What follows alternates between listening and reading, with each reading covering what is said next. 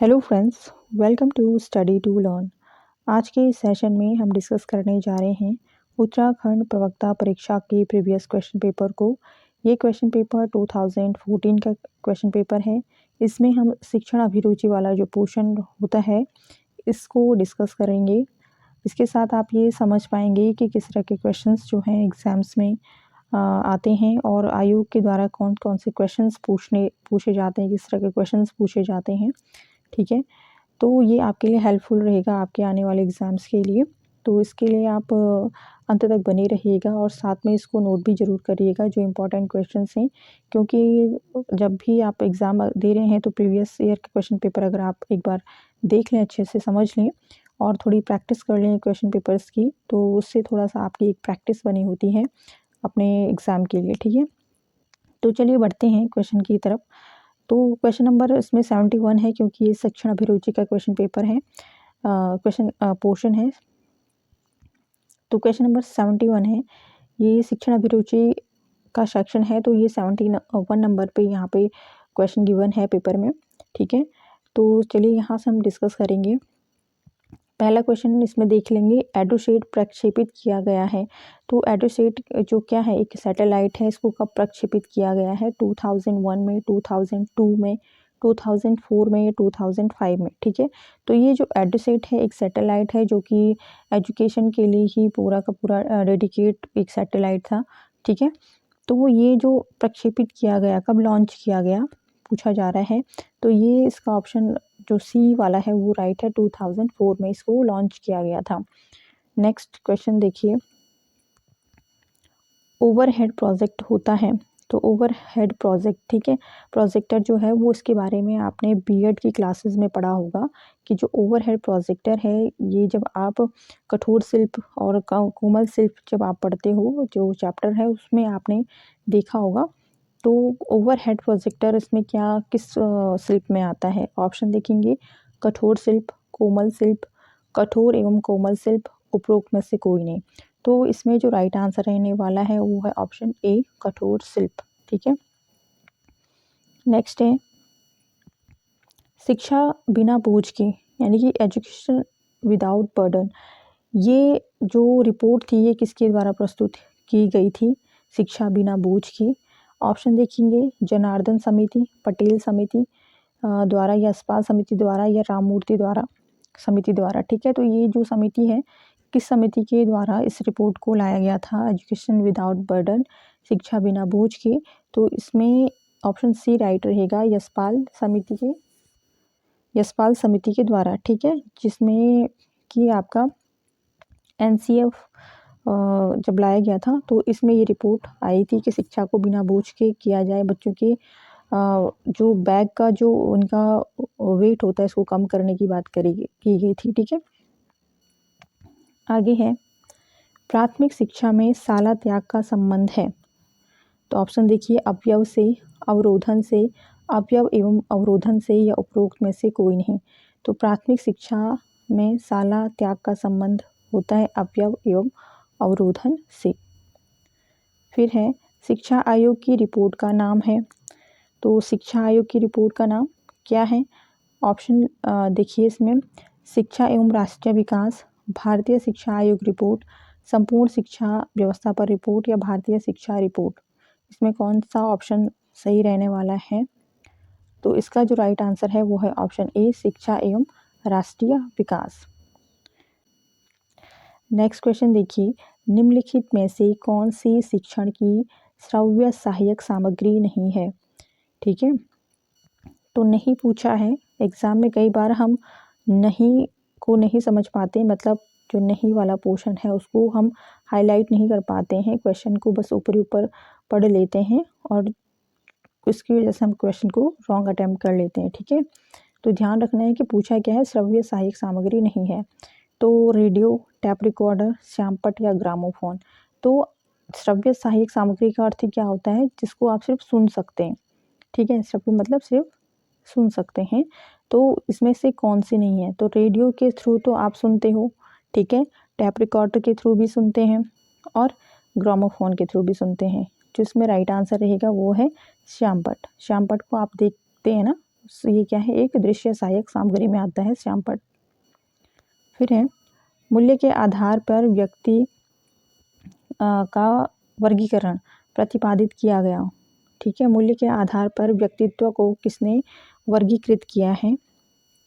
ये क्वेश्चन है मोरेनो द्वारा, रोशो द्वारा, स्पेंजर द्वारा या थॉर्नडाइक द्वारा। तो इसमें कौन सा आंसर है जो बिल्कुल सही है? यह है स्पेंजर द्वारा। मूल्य के आधार पर व्यक्तित्व को स्पेंजर के द्वारा प्रतिपादित किया गया है। फिर है व्यवहार तकनीकी आधारित है। तो व्यवहार तकनीकी किस पे आधारित है? ऑप्शन देखिए, मनोविज्ञान पर, विज्ञान पर, कला पर या कला एवं विज्ञान पर। तो जो व्यवहार तकनीक है यानी कि किसी भी बच्चे के व्यवहार को जानना, तो ये आता है मनोविज्ञान के आधार पर। फिर है मूल्य व्यवहार के निर्धारक कारक हैं। ऑप्शन देख लेंगे।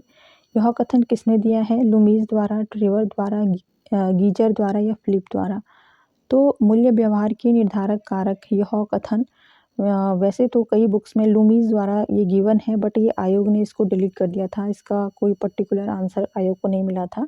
ठीक है, अगर आपको मिलता है तो आप इसके लिए कमेंट कर सकते हैं कि इसका एग्जैक्ट आंसर कौन सा है। वैसे कुछ बुक्स में लुमीज के द्वारा इसको कहा गया है। फिर है विद्यालयों में अनुशासनहीनता के लिए उत्तरदायी कारक हैं। कौन से हैं? दोषपूर्ण शिक्षण विधियाँ, अध्यापकों में नेतृत्व की कमी, मूल्यों की कमी, उपरोक्त सभी।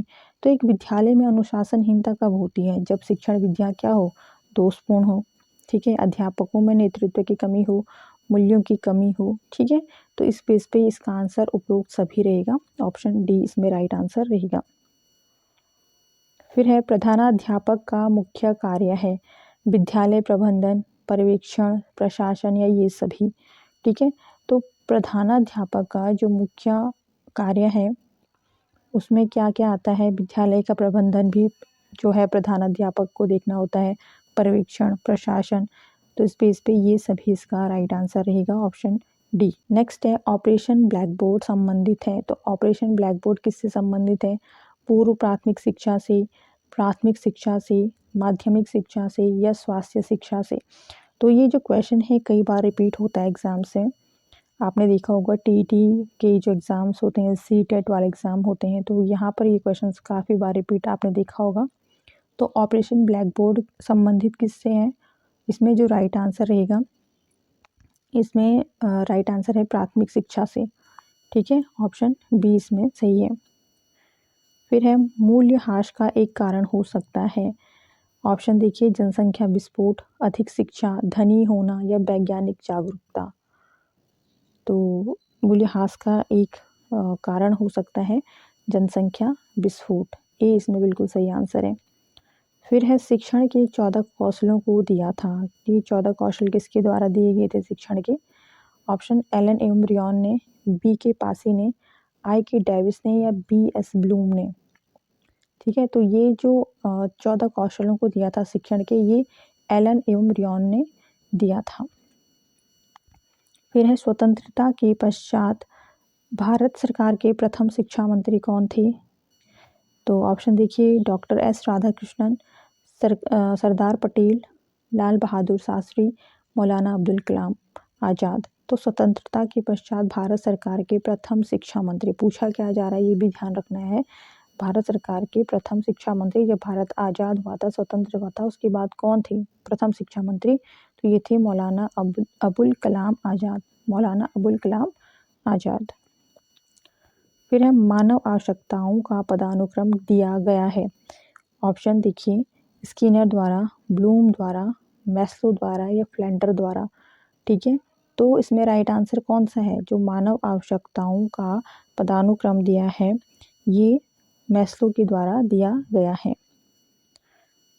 आगे बढ़ेंगे नेक्स्ट क्वेश्चन पे। भारत में इंटरनेट सुविधा प्रारंभ की गई। तो भारत में इंटरनेट कब से स्टार्ट हुआ था, किस ईयर से स्टार्ट हुआ था?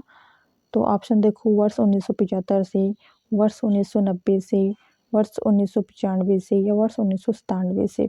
ठीक है, तो ऑप्शन इसमें राइट रहेगा 1995, 1995 से इंटरनेट की सुविधा जो थी भारत के अंदर स्टार्ट हुई थी। ठीक है। अब यहाँ पे नेक्स्ट क्वेश्चन है, गिवन है, मैं नहीं आप आदर्श वाक्य है। ठीक है, तो ये वाक्य किसमें यूज़ किए जाते हैं? ठीक है, तो ऑप्शन देखिए, स्काउट एवं गाइड का, राष्ट्रीय सेवा योजना का, नेशनल कैडेट कोर का, या उपरोक्त में से कोई नहीं। तो मैं नहीं आप जो आदर्श वाक्य है ये एनसीसी का है, राष्ट्रीय सेवा योजना का, ये याद रखना है। ठीक है, राष्ट्रीय सेवा योजना का ये आदर्श वाक्य है। फिर है, भारत में प्रथम महिला विश्वविद्यालय है। ऑप्शन देखेंगे, जो प्रथम महिला विश्वविद्यालय पूछा है, ठीक है, ध्यान से देखना क्वेश्चन को। तो ऑप्शन देखिए, बम्बई विश्वविद्यालय, कलकत्ता विश्वविद्यालय, SNDT महिला विद्यालय, या आगरा विद्यालय। तो भारत में पहला जो महिला विश्वविद्यालय है वो कौन सा है? SNDT महिला विश्वविद्यालय। SNDT महिला विश्वविद्यालय ये भारत का प्रथम महिला विश्वविद्यालय। कौन सा है? प्रथम महिला विश्वविद्यालय है। नेक्स्ट क्वेश्चन है इसमें, संविधान के किस संशोधन अधिनियम के द्वारा शिक्षा के अधिकार को मौलिक अधिकार बनाया गया? तो संविधान में संशोधन किया गया जिसमें कि शिक्षा को भी क्या किया गया? मौलिक अधिकार के अंतर्गत रखा गया। तो ये कौन से संविधान के अंतर्गत ये बात हुई थी? ऑप्शन देखेंगे, प्रथम संशोधन अधिनियम, 73वां संशोधन अधिनियम, 85वां संशोधन अधिनियम, या 86वां संशोधन अधिनियम। तो ये जो शिक्षा का अधिकार है ये मौलिक अधिकार में 86वां संशोधन अधिनियम में इसको क्या किया गया था? इसको एक अधिकार बनाया गया था मौलिक अधिकार के रूप में। ठीक है, तो फ्रेंड्स ये थी कुछ इंपॉर्टेंट क्वेश्चंस। इसके आगे की सीरीज़ को भी हम कंटिन्यू करेंगे नेक्स्ट वीडियो में। तो आपको वीडियो पसंद आया हो तो लाइक शेयर सब्सक्राइब जरूर करिएगा। मिलते हैं नेक्स्ट वीडियो में, तब तक के लिए धन्यवाद।